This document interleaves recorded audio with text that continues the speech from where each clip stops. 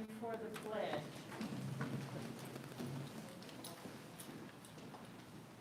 I pledge allegiance to the flag of the United States of America and to the republic for which it stands, one nation, under God, indivisible, with liberty and justice for all. Please join us in a moment of silence.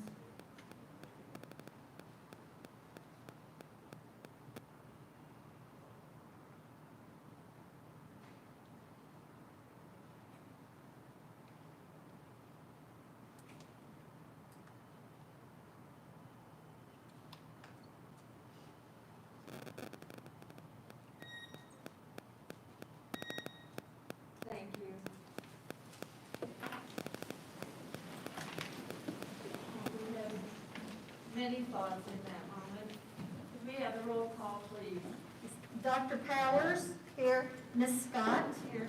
Mrs. Wise? Here. Mr. Irwin? Here. Mrs. Killian? Here. Mrs. Lohr? Here. Ms. Lauer? Present. Thank you. Our vision and mission statement: working together with our community, we inspire our students to discover their talents and rise to their greatest potential. Our mission is building on the strength of our diverse community. We create an engaging, comprehensive, educational environment that supports the growth of lifelong learners. We have a video presentation.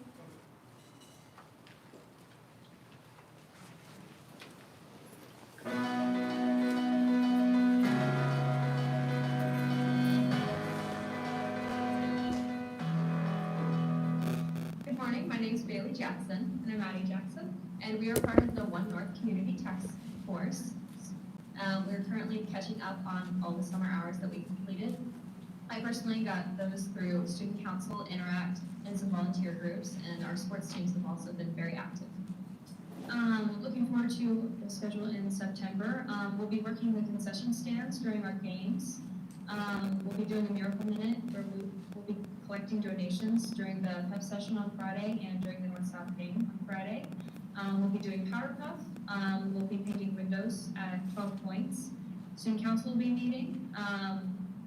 NHS will be collecting donations for the backpack program. Interact will be working the Union Hospital virtual run and also helping with the Road Rush Association. And we are also reminding people in the mornings to be getting their hours in. Thank you so much for your time. What up, school board? I am Matt Gamble, Vice President of the Senior Class at the Student Council. I'm Ava Rose, Senior Class President. And I'm Eric Hayward, Student Council President. We, the representatives of the Terre Haute South Leadership Team, are excited to bring you new information regarding the total tally of service hours and how we plan to attain more service hours in the future.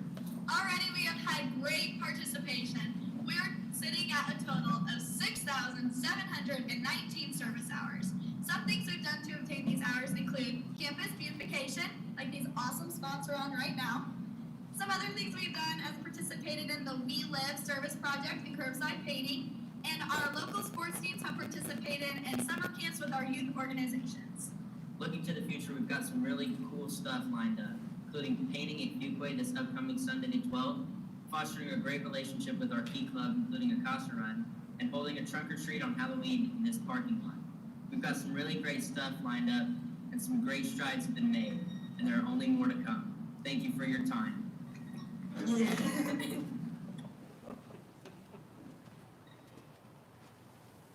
Hello, my name is Sadie Hearn. And my name is JC Dyer, and we're seniors from West Rigo High School. Right now we have about 2,500 hours completed, and we have completed this within a small group of our school. This includes like National Honor Society and the group of advisory members on our team. We met with the student body this week and the staff last week, so we plan on this number increasing. But how we're doing this so far is I have a spreadsheet with people who email me their hours, and I am keeping track of that, as well as I have a spreadsheet going out to teachers and SRT teachers and faculty with them to collect their student hours as well and their personal hours. And then the students are going to receive a spreadsheet, a paper spreadsheet this week with how they can do it. So some of the ways we've already gotten these hours, we've had a ton of students that work with Union Hospital at unpaid internships this summer. We've had a ton of our students go to Helping Hands. We've had local businesses, churches. These hours have been completed all over our town. It seems like our ballpark has gotten many of these hours. And some of the ways that we plan continuing, we have students helping out with Emily's Walk at Wabashiki, and we're also partnering with Chris Harrington for other Wabashiki events. We are going to have a West Tea night out. We are going to do an alumni basketball game. We are doing another Christmas parade this year, and all of these events will rack up a lot more hours for our students and staff, as well as coaches. So as she said, we have a spreadsheet sent out. We have just talked to our student body and our teachers that may not have known about the 50,000 hours, so we expect that number to skyrocket. But as of now, just within these small groups, we have 2,500 hours, and we can't wait to hit 5,000 hopefully here soon. And then, as you guys know, we have pledged 10,000 hours, and it seems to be, by the way we're going, that we are going to well reach that goal, if not up it by a lot more. So thank you guys for your time. Have a nice night.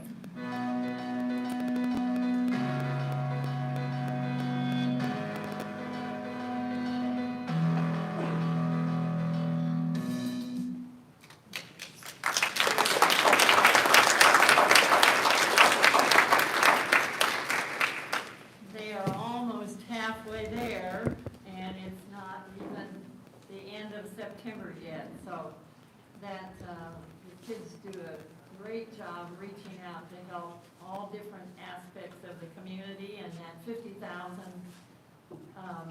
hours challenge by Dr. Hayward was a great idea, I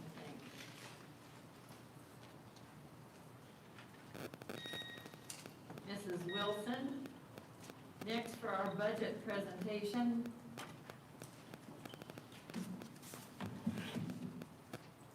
Good evening.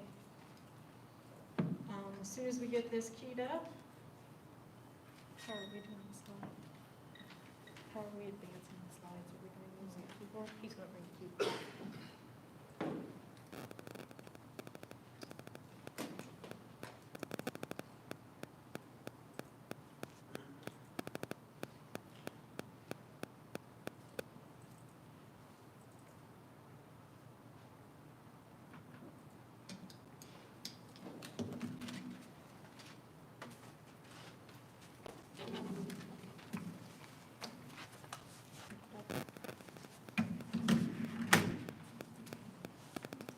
Okay. Good evening, President Lauer, Dr. Hayworth, and members of the Board of School Trustees. Cindy and I are here this evening to review the proposed 2022 calendar year budgets for the Education Operations Debt Service Referendum and Rainy Day Funds. Following tonight's meeting, we will advertise the Budget Form 3, which you have at your desk or at your seat, on Gateway, so that interested parties will have access to the budget estimates and will be notified of the public hearing to be held at the next board meeting on September 27th. Cindy will walk you through each of the 5 funds and provide a brief overview of the revenues supporting each fund, the expenditures covered by the funds, and the total proposed budgets for calendar year 2022. I will walk you through the budget process and the assumptions used to generate a proposed tax levy and tax rate. And finally, we will take some time to compare our 22 proposal to the 2021 proposal and final budget. We feel confident that this budget continues our philosophy of fiscal responsibility and consistency. So with that said, we'll move on to Cindy.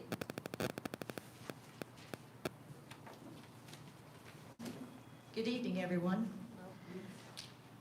The Education Fund is the largest fund of the school corporation with a proposed budget of just over $103 million. It is funded almost in its entirety with the state tuition support calculated using student enrollment data. The official ADM count dates in September and February of each school year, along with additional pupil counts for special education and CTE funding done in December, determine our calendar year funding. You can see by the slide that the state legislature approved a $292 per student funding increase for the 2021-22 school year. The Education Fund provides for nearly all instructional programs within the school corporation, aside from some grant-provided programs like Title I, funding staff, material, and instructional resources for the classroom. You can see other items listed on this slide. Education Fund revenue also subsidizes the Operations Fund. State statute allows the transfer of up to 15% of Education Fund revenue to the Operations Fund. Historically, we have transferred less than the 15% allowed. The Rainy Day Fund is used to accumulate funds for future use, such as a savings account. Unexpended cash balances can be transferred to the Rainy Day Fund with board approval. The proceeds from the sale of the administration building were transferred to the Rainy Day Fund late last year. Even though budgeted in 2021, no rainy day funds have been spent to date this year, nor is there any plan to expend funds through the end of the calendar year. Therefore, we are proposing to move forward with a $3.5 million budget for calendar year 2022, the same as in 2021. The Operations Fund budget of approximately $41 million is supported through a local tax levy, other miscellaneous taxes as shown on this slide, and a monthly transfer from the Education Fund. The transfer from the Education Fund is limited to not more than 15% of the Education Fund revenue. It is necessary in part to offset circuit breaker losses that have been absorbed by the Operations Fund. The 2022 estimated circuit breaker tax cap loss is $6.2 million. On the expenditure side, this fund covers all operational costs of the corporation, including salaries and benefits of all support area staff, student transportation costs, formerly paid from the Transportation Fund, all building maintenance costs, including personnel and utilities, capital expenditures, and building improvements, formerly paid from the Capital Projects Funds, and the purchase of buses. By statute, we are allowed to replace our bus fleet over a 12-year period, so this budget contains a line item to replace 17 buses at a cost of $1.9 million. Debt service is also supported by a local tax levy, associated miscellaneous taxes, and provides for the replacement of board-approved debt and unreimbursed tax book rental fees. The proposed 2022 budget is $10.3 million. The list of open debt issuances is shown on this slide and includes the recently approved Otter Creek project. Finally, the Referendum Fund.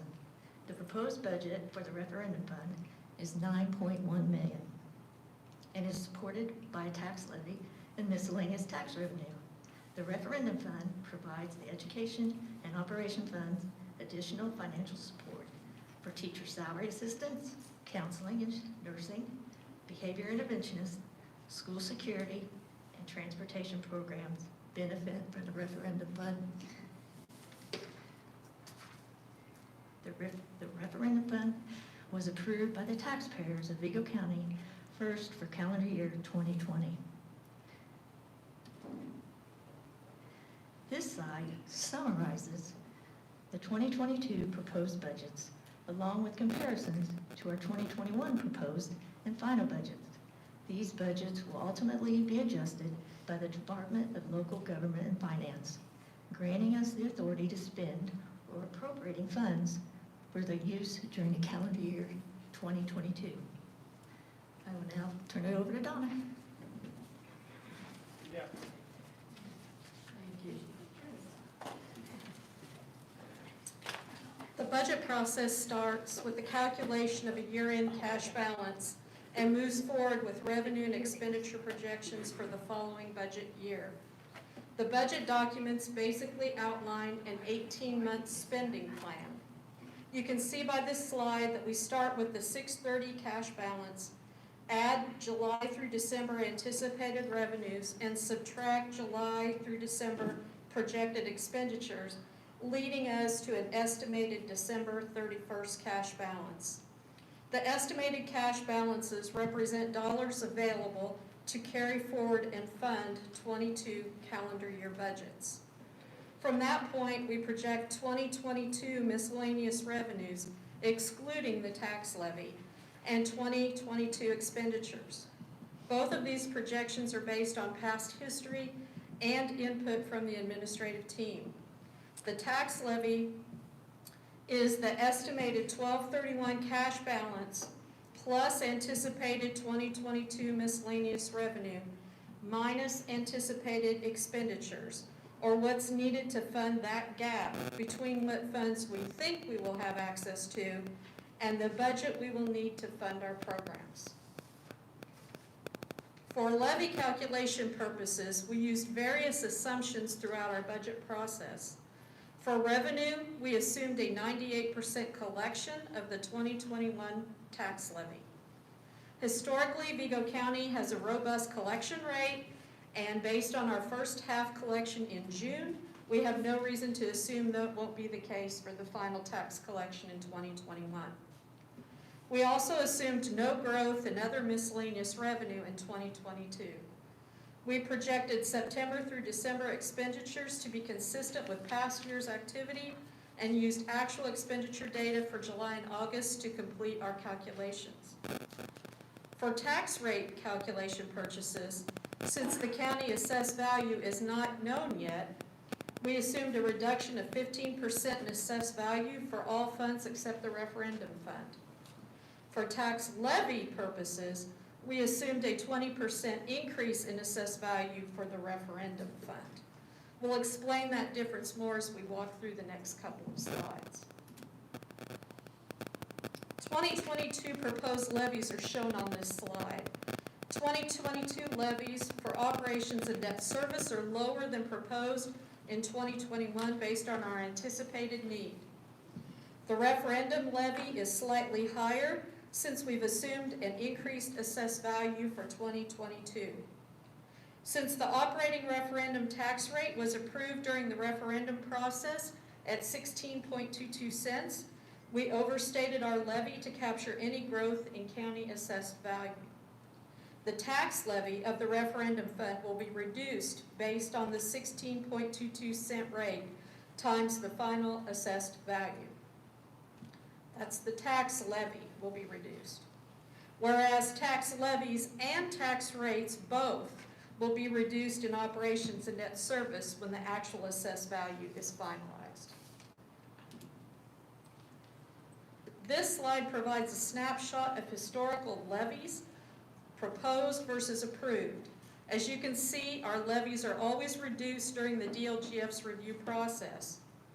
As the levy growth is limited by a growth quotient of 4.2% for 2022 in the operations fund, the DLGF will adjust the levy and rate downward when they finalize our budget.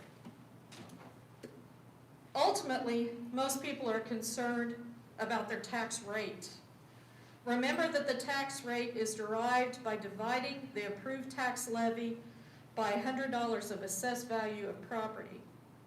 You can see that, based on the assumptions of assessed value, we are advertising a $1.20 tax rate, down from the $1.34 advertised in 2021.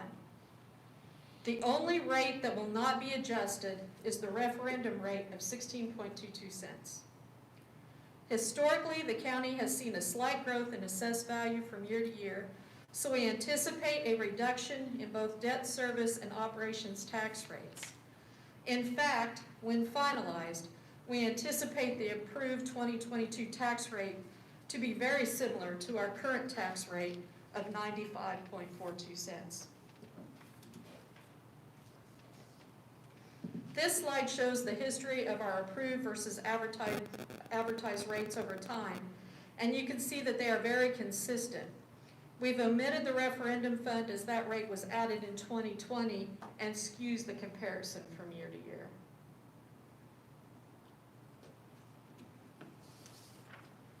Finally, this slide shows the history of our approved tax rates since 2017. You can see that our combined rate prior to the referendum hovered around 80 cents and would have been slightly under that rate without the referendum fund in 2021. This slide shows the budget timeline. If you have no objections to the information we've shown this evening, the Form 3 will be published on Gateway tomorrow. The public hearing will be scheduled for the next board meeting, and budget adoption will be scheduled for October 18th. Included at your table this evening is a screenshot of the Form 3. It's hard to read on the screen, but the Form 3 gives the public hearing and adoption meeting dates and times, along with the proposed budgets and levies for 2022, with comparative levy data for 2021. This is the form that will be published on Gateway. At this time, we'd be happy to answer any questions you have regarding the 2022 calendar year budgets. Are there any questions from the board? This isn't a question so much as a comment. I just think that was kind of a master class in public school education funding. Thank you very much for taking the time to walk through that. I'm glad there will be a recording of this that we can all reference later. Thank you. And Mrs. Lord, other board members, at the next meeting, you'll be given detailed budget books that have all of the required budget forms in them, so you can review and see how the totals all tie out together. Thank you very Thank you. much. Appreciate it. Mr. Cox, the Teacher Appreciation Grant.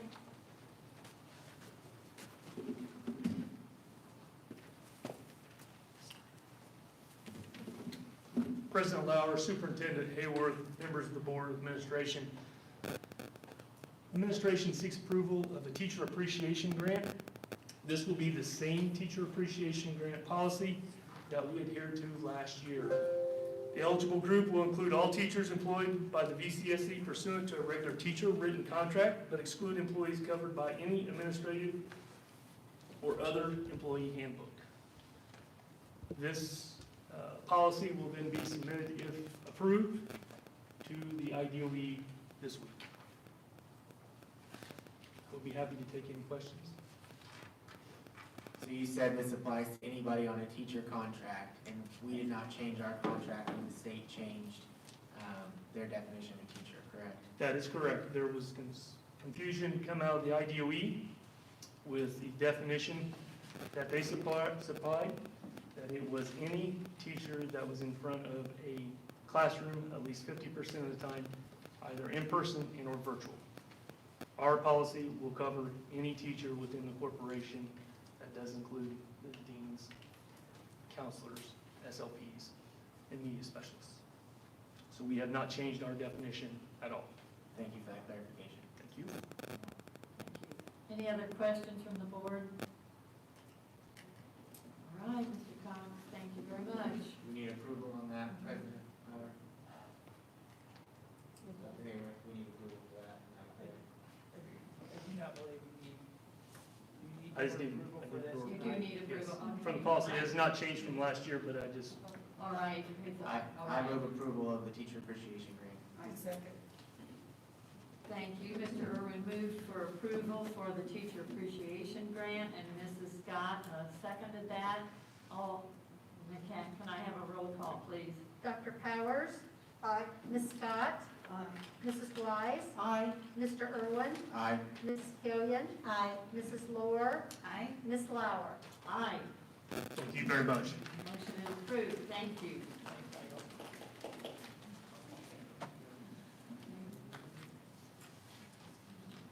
We begin with public comment first. Right, on the technology bid, and I did not have anything that related to the technology bid, so, Mr. Miller?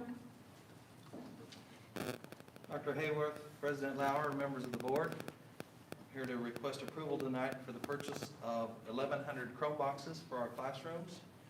this would be to upgrade our classroom teachers' computers. And so we have received bids.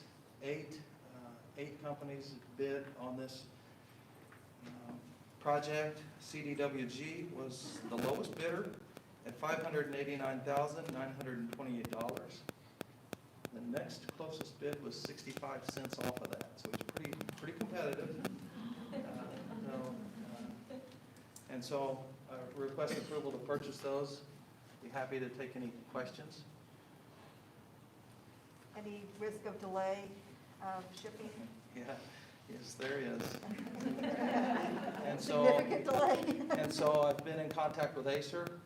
I've been in contact with CDWG, and there is a possibility, but there's also, last week, they were available. So I anticipate once we get them a PO, then we should be able to move forward on this and hopefully, pending your approval, second semester start the deployment. So CDWG is who we used last year as well, correct? Yes, they have an advantage of the way they purchase. They have the opportunity to purchase directly from Acer and edge out the competition. I think they have a 2.5% or so advantage over the competition. And so yeah, they frequently win the bids. Yeah, I just asked because I know we had some delay issues last year, but I felt CDWG treated us fairly, and they were able to find some additional products for us. And that wasn't something that they had to do, but they did help us out. And Yeah. I guess that wasn't last year. That was when we first started Chromebooks. So They found 11,000 Chromebooks for us when there were corporations all around us that were without devices. So yeah, I'm really satisfied with the quality of service that we've gotten from them. Do they have cases? Do they come with cases or not? So this is a Chrome box that will be on the desktop of the teachers. Okay, oh yes, I've So- seen those. So really, it'll drive their projection device, Okay, and it'll have a full-size screen and a full-size keyboard with it, so it'll be a comfortable device for the teachers to use. And it'll be the same operating system as their Chromebook. So that device on their desktop will look the same as their laptop device. And we have deployed 20 of these in strategic locations, and overwhelming positive feedback. And so we also took this to the hardware committee. The hardware committee looked at this, examined it, decided this was a great way to go, and implemented it into our strategic plan last spring. So it's been a work in progress with a lot of hands on it. yes, I think you demonstrated that to me once when I was in your office, and Right. that will be a boon to the teachers. I think yes, that's good, that's good. Any other questions from the board? Is there a motion to approve? I move approval of the Thank you. technology bid. I'll second that. Thank you. Dr. Powers moved to approve the technology bid, and Mrs. Wise seconded that. Roll call, please. Dr. Powers? Aye. Ms. Scott? Aye. Mrs. Wise? Aye. Mr. Irwin? Aye. Mrs. Killian? Aye. Mrs. Lohr? Aye. Ms. Lauer? Aye. Thank you. Motion approved. Moving on to the COVID-19 and masking policy, we have several public comments, so we will go with our 3-minute ruling with the numbers that we have. And as I've certainly said in the past, everyone deserves the respect and the civility of each person in here.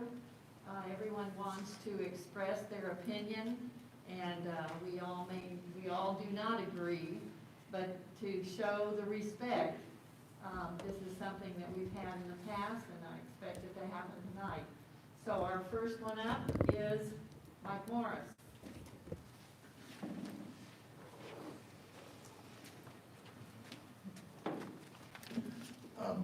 Mike Morris, 3205 Erie Canal Road, Terre Haute, Indiana. Just two brief things. You're the people tasked with educating our Eagle County children. So I would stress to use your knowledge gained over the last few months to keep the schools open. And the other thing is the volunteers make every event and organization better. And thank you for creating the excitement to make this volunteer program work. Thank you. Dale Wong.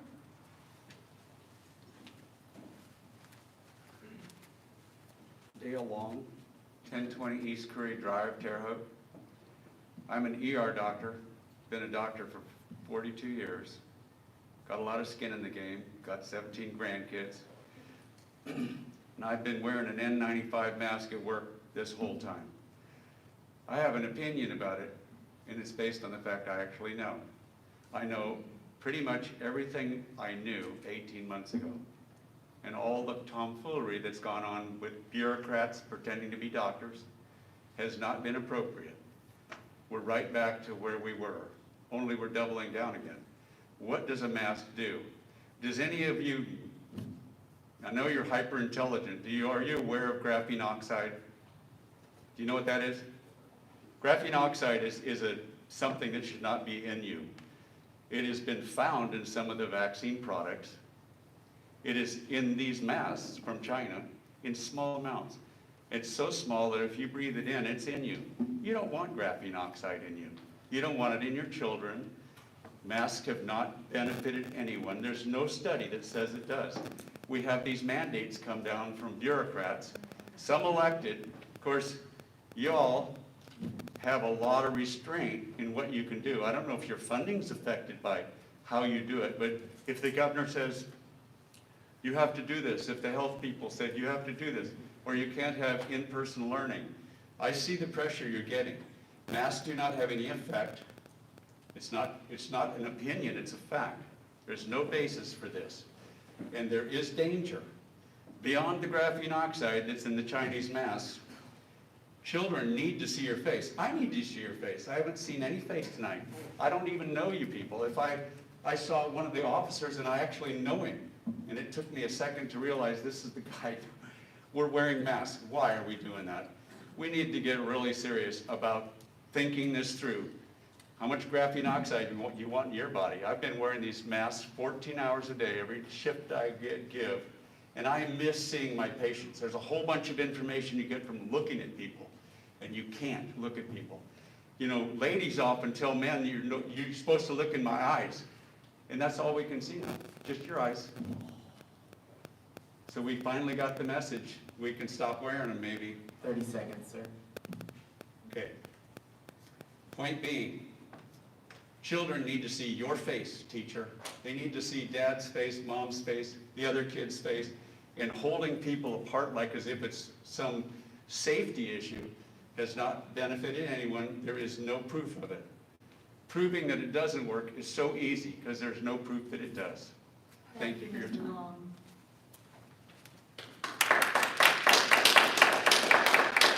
Kevin Southwood.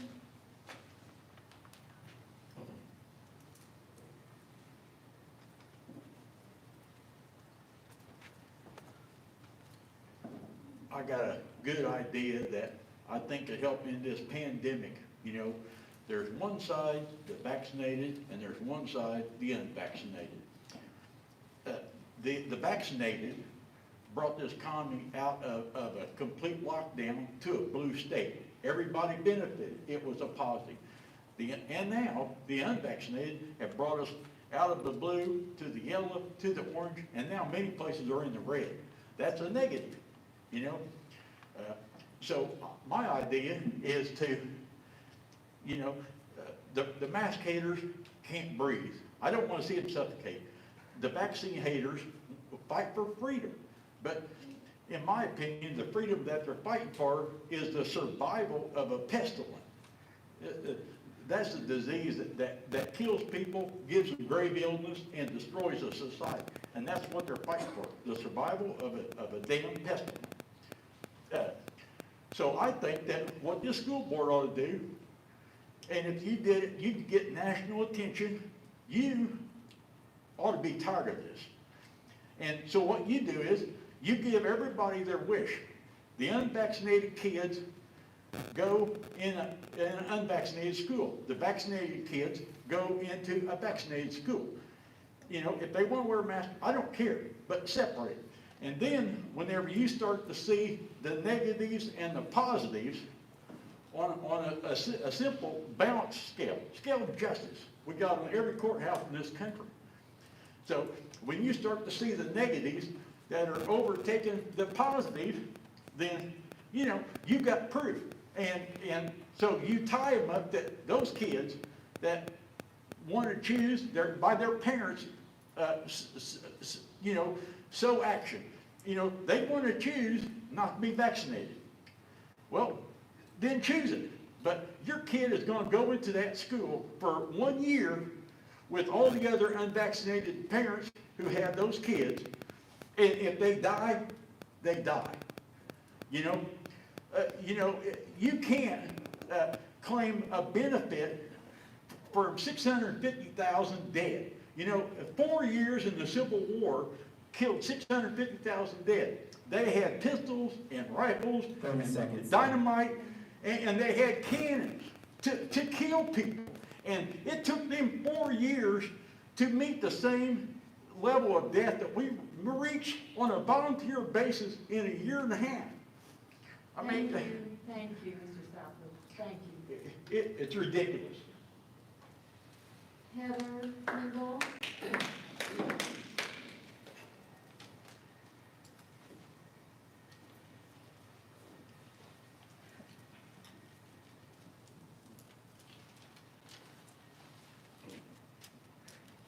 My name's Heather Hindle. I live at 222 South 13th and a half Street, Terre Haute, Indiana. I have 2 kids that graduated from Butler County Schools. And I wanted to say thank you for you guys' service, what you're doing. This is a historic thing like that we haven't seen in 100 years. So, like, you guys are on the hot seat, and I appreciate the time and thought that you're putting into trying to keep our kids safe, trying to keep them emotionally, physically healthy, and all that, and thank you. I'm a random person, so I just have a few random points to bring up. First of all, before we had the science and technology to understand and fight germs, around half of all children didn't survive to adulthood, I believe. I think that's correct, but you can double check me on that, but I think before we understood that we had vaccines, antibiotics, sanitation, I've got 4 children. I would only have 2 children if we'd lived 200 years ago. And I don't want to go back to that. Like, I like vaccines. And masks. We know that masks help to, like, if you have a cough or a sneeze, you cover it. You cover it. You know, and we know we don't do it with our hands. We teach our kids, do it with your elbow or use a tissue. We know. So basically, if you have the equivalent of a tissue over your mouth and nose, it's going to slow down some of the spread of germs. So even if it's not perfect, it's at least as good as coughing or sneezing into your elbow. It seems to me. I don't know. And as far as like the difficulty of wearing a mask, it's uncomfortable. I don't like it. I'm 50. I have asthma. I've worn a mask hiking. When I was working in a factory, I lifted 55-pound bags with the mask on all through my shift. And when I was cleaning a hospital, I wore a mask while I was cleaning hospital rooms. It can be done. It's uncomfortable. I don't like it, but it's safer. Then on the subject of housekeeping at the hospital, I only worked there for a few months. I went back to try it out, see if I still like it. 30 seconds remaining. Okay. So anyway, while I was there, when I started in May, we only had a few isolation caddies on the doors for COVID. By the time I left, there were dozens of them. And I was only there for a few months. It spreads a lot, and it's not good. Thank you very much. And if anyone votes against the recommendation of the advisory committee, I would appreciate if you would let the public know your reason for doing so. Thank you. Thank you.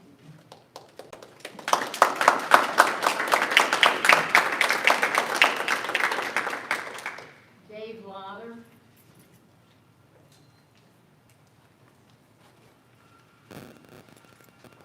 Good evening, Dr. Hayworth, Madam President and Board. My name is Dave Lauder, 4398 East Twin Grove Drive in Terre Haute. I want to talk with you just for a moment with regard to the appreciation of the time and the effort that you're putting into this as you make a decision. We all have our opinions, we all have our thoughts, and I commend the board, I commend the leadership to allow the public presentations as you do. And this began certainly, Dr. Hayworth, when you came on board with regard to the schools and the direction of the school corporation to go. The easy thing for you to do would be just to make a decision and say that's it. You've demonstrated in the last meeting that you're going to take a look and you're going to review the data that you have that's current, week by week. That's outstanding. It would have been very easy for you just to make a decision and to not do that. The reason you ran for school board certainly wasn't the money. I say that as a former school board member. It certainly wasn't the time. We cannot appreciate the amount of time that you've spent on this and the time that you'll spend in the future. But you're charged. The reason you ran, I know you know, best interest of students, best interest of families, but most important, your driver is what's best for students. And that's real subjective. We all know that as an audience. We as parent guardians, we as grandparents, we as just citizens in Vigo County, we put that trust in the decisions that you make. I encourage you not to be influenced, and I know you're not influenced, but boy, you have all kinds of dialogue. We normally watch the board meetings on YouTube, and they're pretty exciting. This is probably one of the events on Monday evenings. A lot of people sit at home in the safety of their home and watch both the pros and the cons. This is a real emotional issue, but I urge you to use science. I know we hear this on the media, and I know we're so split. Human nature says we don't want to be told what to do, and we understand that. But the bottom line rests with you folks. You'll be making a decision, and you'll be making a decision every couple of weeks 30 seconds as we remaining. go forward. Thank you. I commend you. Again, I know I've said that before. You have a tough job. You have a tougher job than any of us out here. We could get emotional. We could say a lot of things. We could make a decision. But you try and consider and listen to every speaker. I noticed that on YouTube the last meeting. I commend you for that, and I urge you to continue the direction that you're going, using science and using solid evidence. And that's time. Thank you. Thank you.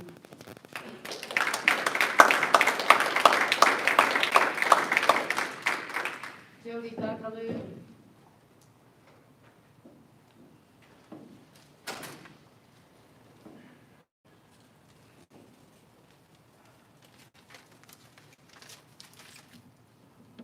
Good evening, President Lauer, Superintendent Hayworth, and board members.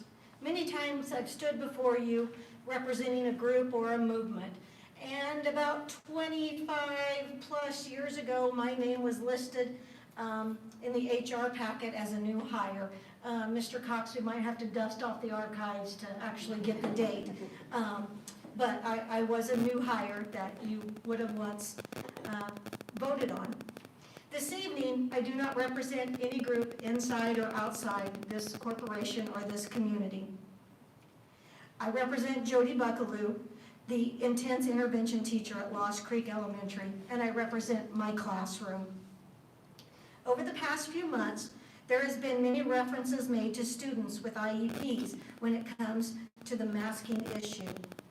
I would like to give testimony to what I know and what I see every day. That is when my students, the staff members, and the community come together and put ability over disability. At the elementary level, procedures are a natural part of the learning day. These procedures are rooted in creating the best learning environment that helps develop safety and concern for others. Procedures such as pushing in your chair while lining up, walking to get in line, waiting your turn, develop skills for lifelong citizenship. In August of 2020, masking became the latest procedure taught in our schools. Some doubted that it could be done in a special education classroom and setting. I even heard members of our own community say, I quote, "Those kids can't do that." But with careful planning, communication, love, and a very supportive school and great building level leadership, we were able to teach our students why masking matters. Within weeks, and to this very day, my classroom understands it's about taking care of each other and staying healthy. You see, my students have put their abilities over their cognitive, physical, emotional, social disabilities. When we focus on helping others, wearing a mask, just like pushing in a chair before you line up, seems to be a minor thing. When I hear students with IEPs can't do it, I simply look at my classroom and say, yes, they can. Thank you to the board. Thank you to Lost Creek Elementary. Thank you to the parents of my 11 students for working so hard. Thank you to my educational assistants for role modeling and teaching masking matters. Most of all, thank you to my 11 students who have learned that procedure